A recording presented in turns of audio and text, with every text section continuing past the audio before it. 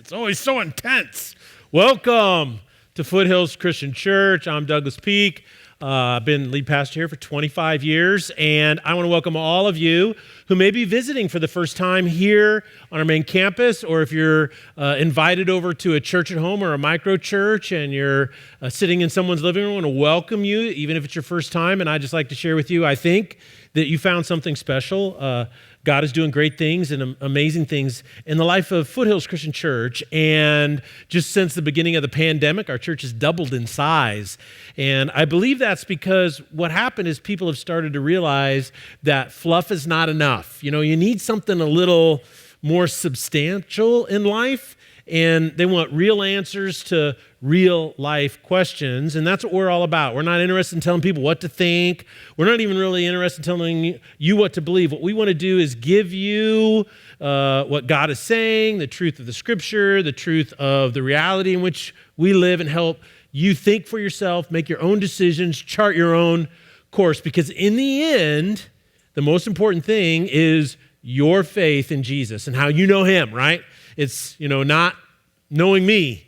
Hate to admit it, but knowing me isn't really going to help you a whole lot, especially in front of the big guy, So it's just really powerful what God is doing here. And we're starting a brand new series called Faith and Science, and we're trying to ask a simple question, and that is, how much do they really conflict with one another? Can you believe in both? And it seems like today the general consensus is no, absolutely not. They're mutually exclusive. And so in order to kind of kick this off, we're doing a little bit of a format change. At Foothills, what we like to do is we like to take a passage of Scripture and then kind of camp out on it for like 3 or 4 weeks and kind of dig into it, allow you to read it, kind of absorb it a little bit. But this is a format change. So if you're visiting, this is a little bit different. And I'm going to build a context because sometimes you have to take a step back, right, and see how it all fits together to try to understand what's really going on and why is there so much turmoil in America particularly, why is there such intellectual conflict, particularly over this issue. And so we're going to kind of step back, look at it, build a context, and dig into it. Now, in order to start off properly, though, I want to tell you my story. My story is that I was raised in the home of a scientist. My father was a research doctor, and he specialized in pediatric endocrinology. And his biggest thing was he pioneered a lot of the studies early on in the pituitary gland and actually what it did. He said, when I started, we thought the pituitary gland was like your appendix. You didn't need it. And now it is the number one gland in your brain that controls all of your hormones. It's a gatekeeper. He also, his claim to fame is he was on the team that discovered and started to implement and test human growth hormone. So if you know anybody who's taken synthetic now, today it's synthetic, human growth hormone, my dad is one of the people that they can say thank you to. My dad died very early. He was 50 years old when he died, and he had a heart attack. But when he died, the university there where he had set up his research center took all of his studies and all of his research that was published, like in the New England Journal of Medicine and so forth, and they bound it together. My father published over 86 research studies in that short period of time. And so I grew up in a science family. All of my friends were scientists and the sons of scientists. A family that we spent a lot of time with Dr. Phil Eaton and his wife, Dr. Eaton. They were both leading research doctors in their time. Dr. Eaton has published over 200 scientific studies that have been published over the course of his career. We also hung out with a renal specialist, for a kidney doctor, a plastic surgeon that pioneered a lot of the techniques for plastic surgery that were reparative in nature for burn wounds. We hung out with a couple ER doctors. We all spent time with I grew up with their kids. A bunch of them became doctors too. And so it was pretty normal for me to be in science, just that whole genre is just Thanksgiving, Christmas, 4th of July, backpack trips, skiing trips, all of our stuff was all in that group. And the reason why I hung out with all these people wasn't because they all came together in the medical community. The reason why we knew all these people and all these scientists is because they all went to the same church. And that's how we knew him. So I grew up thinking that everybody who was a scientist had faith in God. It was just like, because that was just how it was normalized for me. So I was shocked when I got to high school biology and my biology teacher told me that you cannot believe in evolution, which is scientifically proven, and have a belief in God. They are mutually exclusive. You can't do both. I go, there's a conflict there. And so I went home and I told my dad about what my biology teacher said, and I don't know if he was busy or not, but he kind of harumphed, He says, tell him to teach you biology and not religion. And I thought he was talking about Christianity. Later on, I found out he wasn't. He was talking about something else, and we'll dig into that in just a moment. One of the things I had to do in high school is I had to listen to this gentleman who I really liked his stuff, but this is Dr. Carl Sagan. He was an accomplished cosmologist and astrophysicist. He had on PBS a show about cosmology, but he also said that people who believe in religion are wasting their life on a spirit fantasy. So I was a little bummed by that. By the way, on the phone app, I have all of the links to document where all of these things were said, so that I'm not just like making things up or paraphrasing. But somebody did say, though, on the phone app, some phones kind of cut off all the links. So if you'd like those, be glad to provide them for you. But I was told by him that I was living in a spirit fantasy. Then I went to Manhattan Christian College in Manhattan, Kansas. They call it the Little Apple. And when I got there, in order for my degree at the time to be accredited, Manhattan Christian College now is fully accredited, but back then I had to go to K-State. I had to take like math and science courses and things of that nature. And so I was so excited about physics because I loved physics, got into physics, and on the first day, I'm in a room with 800 other students, and the head of the department comes out, and he turns on an overhead. Now, an overhead is this antiquity machine that broadcasts stuff up on the wall. And he had a Bible verse up there from Joshua chapter 10 where it says that the sun stood still while Joshua and the Israelites, wreaked their vengeance on the Amorites or something of that nature. And I thought, wow, we're going to talk about physics in the Bible. And he went on to say about how the reason we study physics is because it shows and proves all the myth and fantasies and legends that people believe in religion. And now we all know religion has been completely debunked. And so his goal over the course of the semester was not to teach us physics, but was to talk us out of faith. And I thought, wow, that's interesting. So that's what I was told.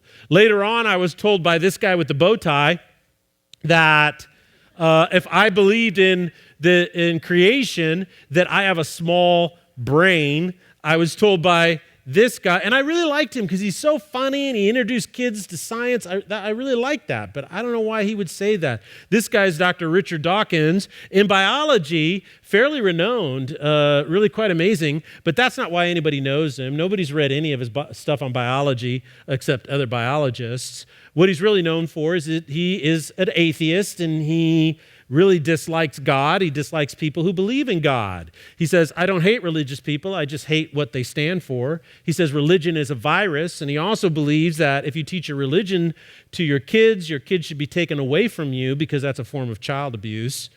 I was told by this guy, who I really like, Neil deGrasse Tyson. He's he's done a lot of really great work, and it's really kind of fun. But he also told me that science has disproved the existence of God, and there's no proof that God exists.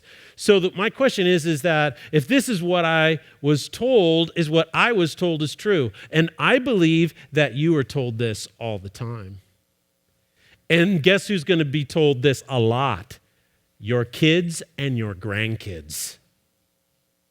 Do these things really contradict? Is it true? Is what I'm being told being true? Like when he talks about astrophysics and cosmology, I believe what he says. But then he switches over to talk about God. Is that true too? Just because he's an astrophysicist. Well, as with all things, when I ever ask myself a question, I like to dig a little deeper and I like to uncover it and figure out, is this really true? And one of the ways you do that is you go back to see, where did these ideas originally come from? So let's dig into that real quick before we get to understand how Jesus and people who follow Jesus have actually impacted science. So I'd like to kind of dig into that first. And so we're setting a context here so that our study from here on makes a little bit more sense, right? So what's happening is I want to tell you about this guy, and he's got mega sideburns, all right? His name is John William Draper. Now, he wrote a book about the conflict between faith and religion and science, and then he later did the seminal work on a second book called The History of the Warfare of Science with Theology and Christendom. And then there was another guy whose name is on that book because it went through various publications and editing and all that kind of stuff. But you can buy both of these books on Amazon.com today. Now, what's interesting is what he said basically is that science and Christianity are mutually exclusive. You cannot believe both, all right? They're at war with one another, and this is called the conflict thesis. Now, what's interesting is that about 20 to 30 years after that, historians completely debunked that theory. Today, there's not a single historical scholar worth their salt who buys into the conflict theory. But what's fascinating is everybody else does. Even though every historical scholar has debunked it, everybody else seems to believe it and propagate it. When you go to university, the university administration, many people and the professors propagate the conflict theory and try to convince you that it is real. In high school, when you go to some of your STEM courses, a lot of the teachers there will propagate the conflict theory, even though it is debunked. If you go to work, people in your work, politicians, the news media, the mainstream media, all kinds of people who write movies and tell stories about our culture, all adhere to the conflict thesis, even though scholars have debunked it. So why is it so strong? Why is it so popular today in our culture, even though historians have debunked it for what they call the complexity theory? Well, here's kind of what's going on, and I'd like to give you just a basic understanding of categories to really grab onto this, to know why it's so popular in our culture today. Well, first of all, you have a thing called science, right? And this is what science is in and of itself. Science is the intellectual and practical activity. So it's a practical activity, something you do, encompassing the systematic study. Systematic study is important, all right? The structure and behavior of the physical and natural world through observation and experimentation. This is the Oxford Language Dictionary. Now, basically what it means is that science is a way that you make observations, right? And then what you do is you produce a hypothesis, and then you test it by experimentation. You try to take all your bias out of that, and then what you do is you evaluate your conclusions, and you adjust or make new hypotheses based upon your experiment, right? And over time, other people will reproduce what you've done and confirm whether you're accurate or not.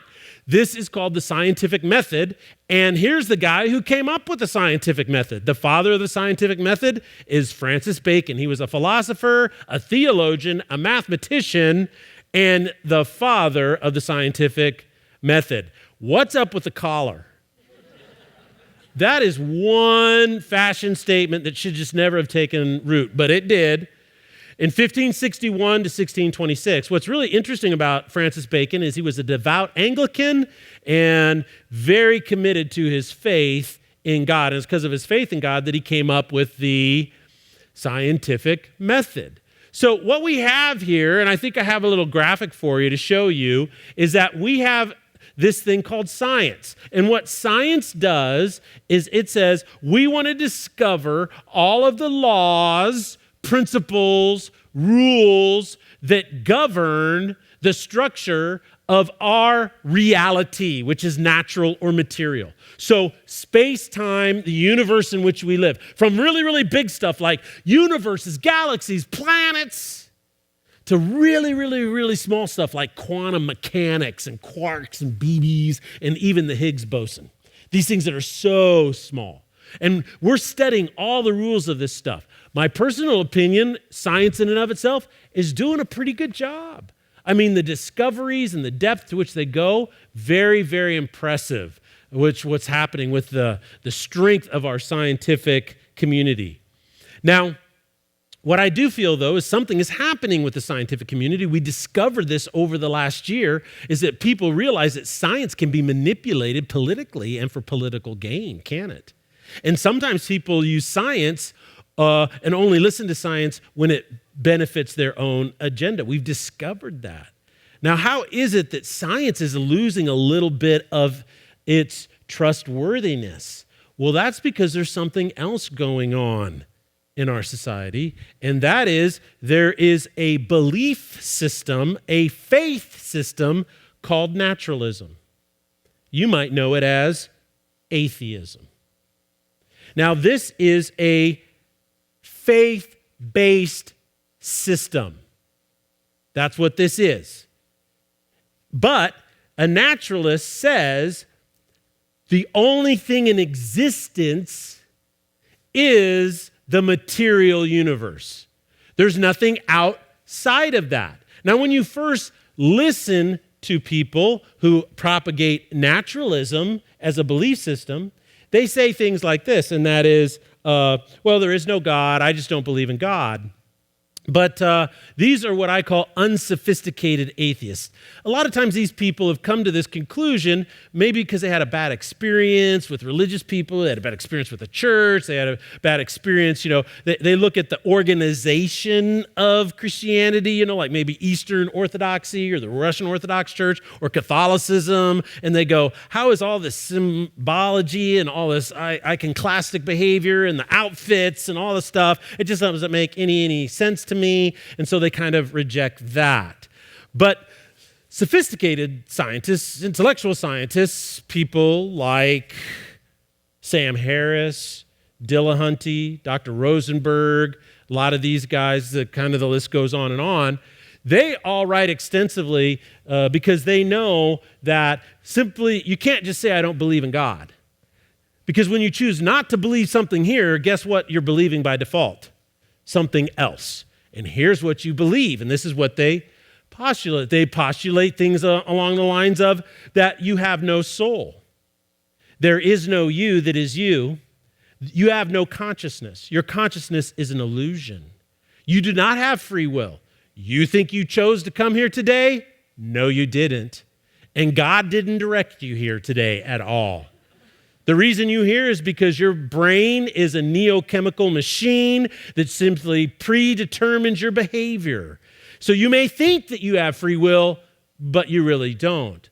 Oh, by the way, your life has no meaning and it has no purpose. This universe could care less whether you're in existence or not. As a matter of fact, there's only one driving thing in your DNA, and that is to pass your DNA on. Now, they can't explain why that is, but they say that, and I appreciate their honesty in doing so. You could read Sam Harris's book on free will. You can read a number of these other books. Dillahunty says, yes, by the way, there is no objective morality. All morality is subjective. And that right there is frightening when you think about it. Now, then you have a third thing, and you know what the third thing is? It's a faith-based system called theism. And that is, well, there is a God. Now, listen to how this happens. Why is there a conflict? Because these guys and these guys are recruiting. That's why. That's basically it. Now, what's really fascinating is these guys, which I'm one, so take this with a little bit of bias that I have, these guys are recruiting this way. Your life has a purpose.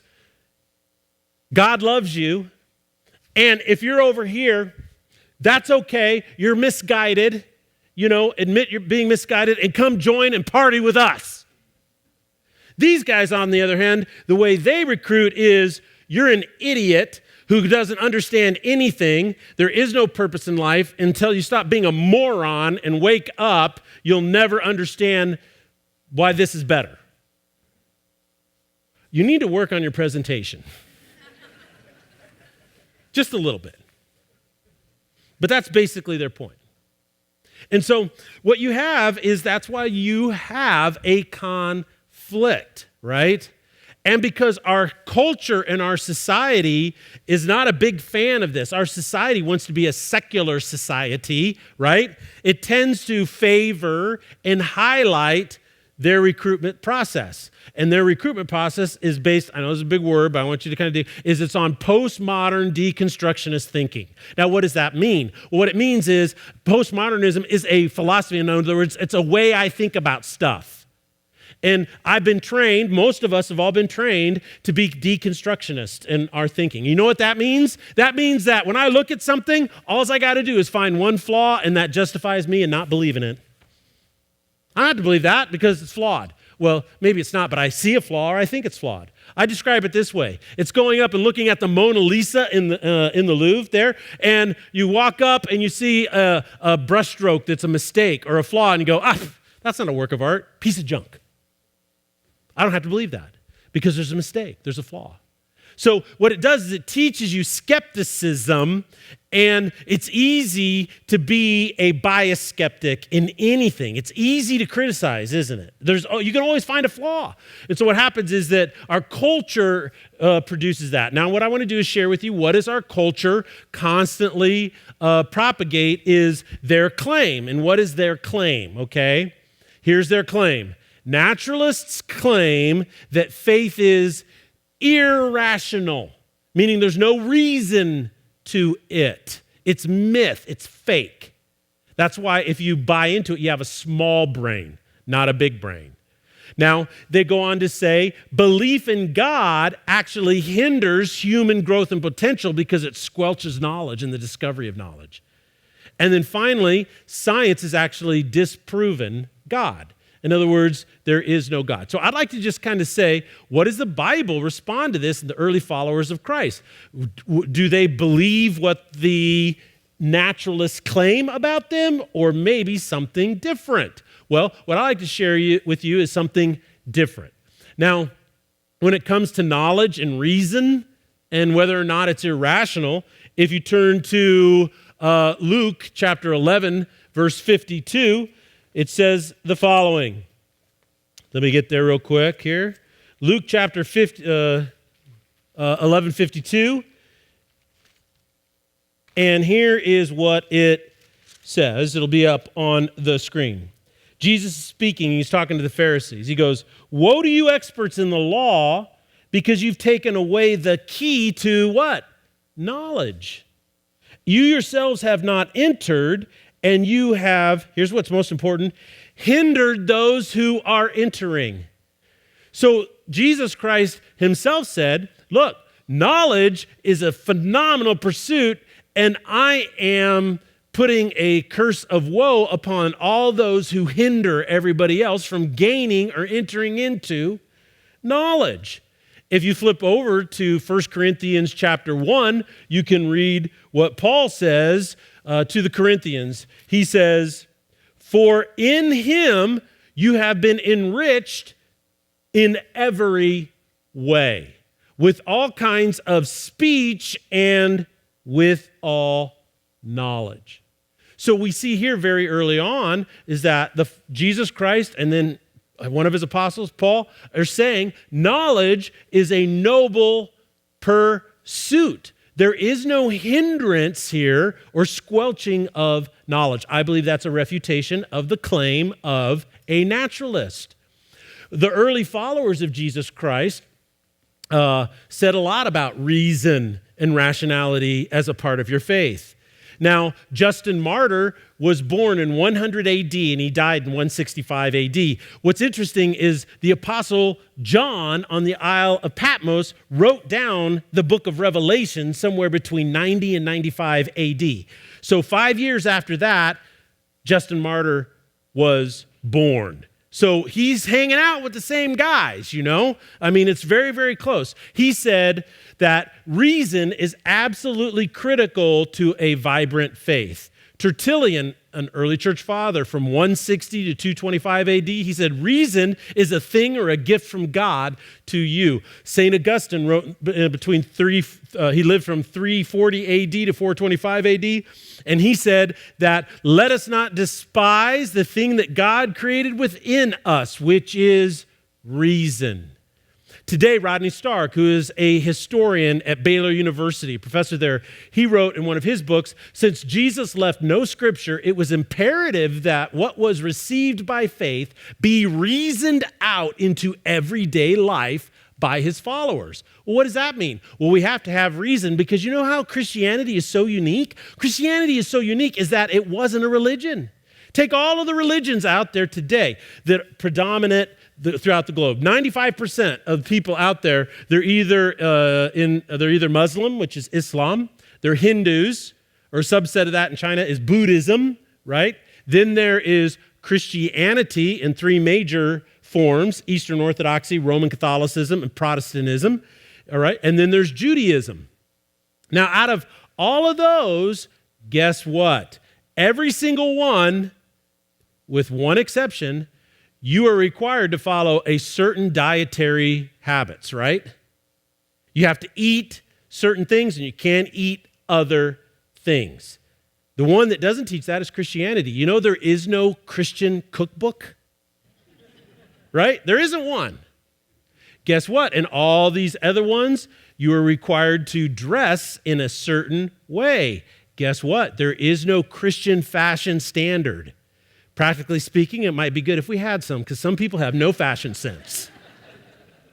But you travel throughout the globe. You know, you talk to Pastor Harv. I mean, I think he's been to every country out there. And he's like, yeah, I'll hang out with Christians over here. They dress this way. They eat this stuff, you know. And I'm always like, well, what crazy thing did you have to eat, you know? I mean, we share stories about all these weird things. There's no dietary guidelines. There's no specific dress code. There's no specific like, oh, I have to say prayers in this way and this thing 5 times. There's none of that because Jesus Christ didn't come to start a new religion. He came to remove the conflict between you and God so that you could be at peace with him and discover faith. It's a beautiful thing. And because of that, guess what Christians have been doing ever since? When they come to know Jesus in faith, they have to reason out everyday life and what that looks like. So the other claim they made is that science disproves God because a naturalist believes in and of its core that science is a study of the natural world and nothing is beyond the natural world. Well, this is where we get into a very important verse in Romans chapter 1. And this is Paul writing to the Romans, which is a pretty heavy-duty book of doctrine and theology and all that kind of stuff. And this is what he says in verse 20. It will be up on the screen. And he says, "For since the creation of the world, God's invisible qualities." Okay, now these are things that you just can't see with your naked eye, right? Well, there's something invisible. And what are they? His eternal power and divine nature. So the nature of God isn't something that, you know, we can go down to the bookstore and see what it is, or you can't stand, see a painting of it or get a text or an email or a book, right? Now, what he's saying is that stuff is invisible quality, but then notice what he says. You can see them clearly. Okay, wait a second. You just said they're invisible. How can I see them clearly? Well, here's how. Being understood from what has been made, so that people are without excuse.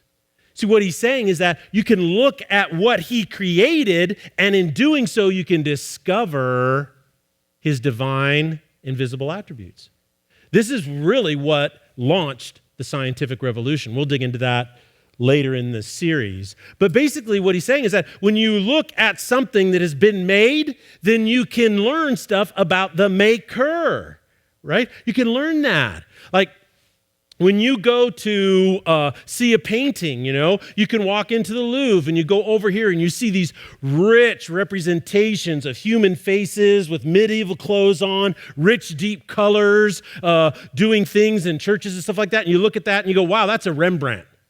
Then you go over to another room and you see this wonky, weird thing that's sort of human with a big bulging eyeball and triangles on it and funky stuff and a dog that's upside down with its head backwards. You go, oh, that's a Picasso. You know, and what does that tell you? Rembrandt had an eye for detail and rendering the human face in its greatest accuracy. Picasso, I think he was smoking something when he painted. Now, that's an opinion. It's not scientific fact. When you go out and you buy a car, right? If you go out and you buy a Ford Mustang, right? What do you see? You go, oh, well, this is a Ford, right? But then you look on the side of that Ford, and what do you see? You see a little Cobra down there, and you go, oh, that's the 5.0, you know, that baby will get up.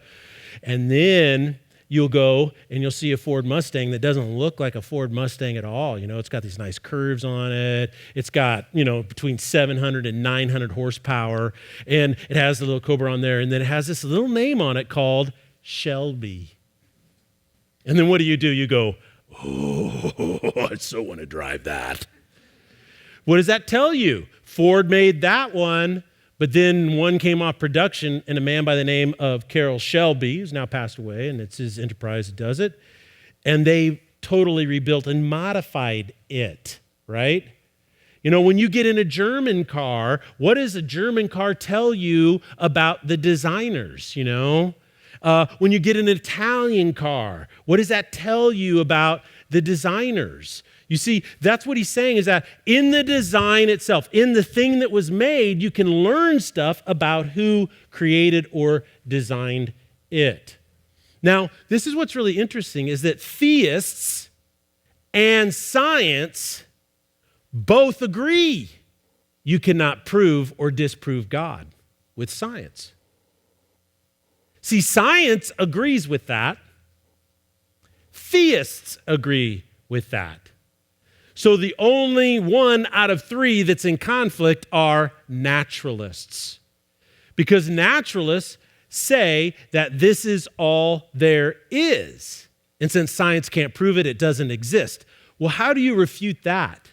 How do you refute that? Well, you have to ask yourself this underlying presupposition, and that is this: can science prove everything that exists? And the answer to that is no, it cannot. You see, people who are intellectually honest know this, is that science cannot prove moral values.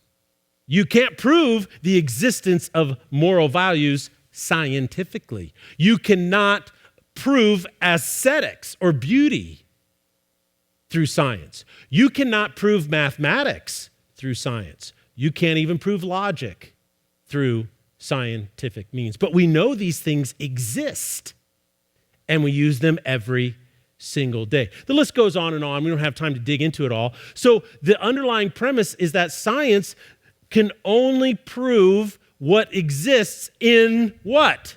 The natural world. But what if there's something outside of the natural world? What if there's a part of you that's outside of the natural world? That would be called your soul.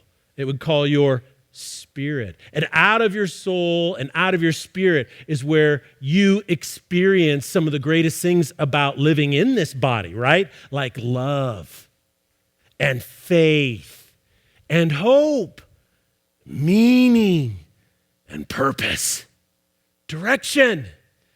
I can leave this world a better place than I found it. That's called altruism. You can't prove that in a test tube. You see, when it comes right down to it, in this series, I have one goal. And here's my goal, is to say that theism and people who are theistic in their worldview have more in common with science than atheists do. It's not to just say they're wrong. What it is to say these guys have more in common and more support and affinity with this than these guys do. This is the one that's irrational. This is the one that is illogical. Now, you might be listening online, or you came to visit and you're skeptical and you say, yeah, okay, you're biased. You've quoted people, the Bible, I don't believe in the Bible. And you say, the people you quote are all on your side. And I said, that's a fair point. So let me read to you a quote from a book written by an atheist, an agnostic, who doesn't believe in God, and he's ethnically a Jew. His name is Dr. David Berlinski. He got a degree in physics from Princeton University, and he was a professor of mathematics and cosmology and other things at Stanford University for a very long time before he retired. Highly respected. And he wrote a book saying that I love this. I don't know about that. But these guys are saying things that are unscientific. Listen to what he said. Has anyone provided proof of God's inexistence? Not even close. Has quantum cosmology explained the emergence of the universe or why it is here? Not even close. Have our sciences explained why our universe seems to be fine-tuned to allow for the existence of life? Not even close. Are physicists and biologists willing to believe anything so long as it is not religious thought? That's close enough. Has rationalism and moral thought provided us with an understanding of what is good, what is right, and what is moral? Not close enough. Has secularism in the terrible 20th century, World War I, World War II, and all the terrible stuff, that atheism in communism, democratic socialism, in the Nazi regime, Mao Zedong's Cultural Revolution, the Khmer Rouge guys in Cambodia, and what they did, they called the killing fields. He says, look, not even close to being close. He says, is there a narrow and oppressive orthodoxy in the sciences today? That's pretty close. Does anything in the sciences or their philosophy justify the claim that religious belief is irrational? Not even in the ballpark. Is scientific atheism a frivolous exercise in intellectual contempt? Is scientific atheism a frivolous exercise in intellectual contempt? Dead on. Matthew chapter 10, verse 16, Jesus talks to his disciples and he says, I am sending you out like sheep among wolves. Therefore, be as shrewd as snakes and as innocent as doves. Be on your guard. You will be handed over to the local councils or the local university board, and you will be flogged in the synagogues. The temples of our secular society today are Twitter, are the media, movies, and they give you a reputational flogging, and that's what will be done. So don't be surprised if it happens.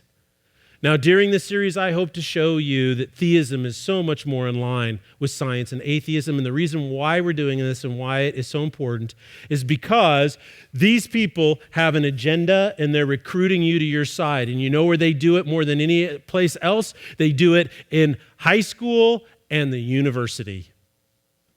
And their goal, like my physics professor, has one agenda, and that is to get you to question what you really believe, recruit you to their side by spending all their time talking about how irrational these people are. And guess what? They do have a lot of fodder to use for their canon. 2,000 years of Christian church history, a lot of crazy, weird stuff has happened. But the truth of the matter is that the efficacy or veracity for the actual postulates of what Jesus Christ claimed? Not really. It's a weaker argument. It's a deconstructionist argument. And what happens is when kids come out of, well, they're kids to me today, sorry about that, out of university, they don't know what to believe anymore. They don't know what to believe. You know, I can't tell you how many times young people have gone off to college. They grew up in a church. They went to their youth group. They loved their youth group. You know, they had great friends in their youth group. The youth group had really great parties, and they had a place to connect and go. But nobody in their youth group ever told them that this was going on. And when they go to university, their faith is going to be attacked and deconstructed. They go, and their faith is completely unraveled in front of them. And they go, I don't know what to believe. And then their parents are sending me emails and saying, yeah, we were involved in that church over there. We were doing all this. Could you please meet? I know this is your thing. Could you meet with my kid and straighten him out? And I'll do whatever I can, but you're trying to push water back over the bridge. Because if I was in a secular society, if I was trying to recruit people, then the last thing I would want to do is have kids come out of university knowing what they believe, why they believe it, and you can't convince them otherwise. That's what I would fear if I was one of those guys. Because when you're in a secular society and you don't know what you believe, those are the people who are the easiest to influence, the easiest to manipulate, and the easiest to control. Because they don't think for themselves because they don't know how. They don't know how to find a course that says, this is true and this is false. Stop ruining my life. I'm not going to listen to that because it's a lie and it's a deception. If I was a secularist, that's exactly what I would want. That's where I'd want all the people to be, because the thing that I fear most is people who know right from wrong and stand on their conviction, because every single time they will be in my way. Karl Marx. That's why we're doing this, and that's why I'm passionate about it. Join me in this journey.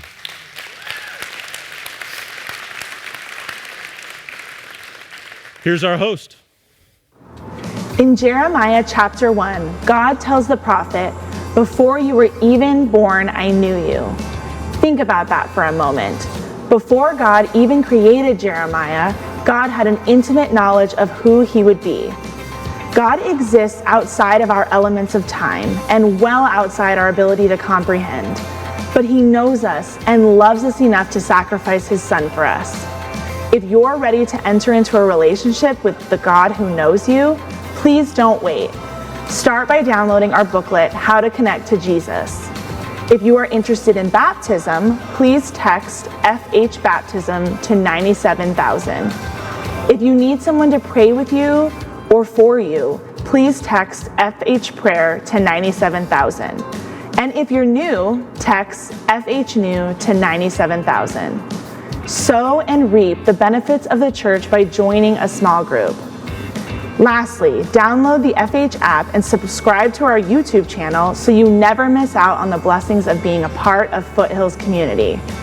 For those at home, please take some time to consider what you've heard today by reviewing the discussion questions. If you're on campus, please stand for a blessing.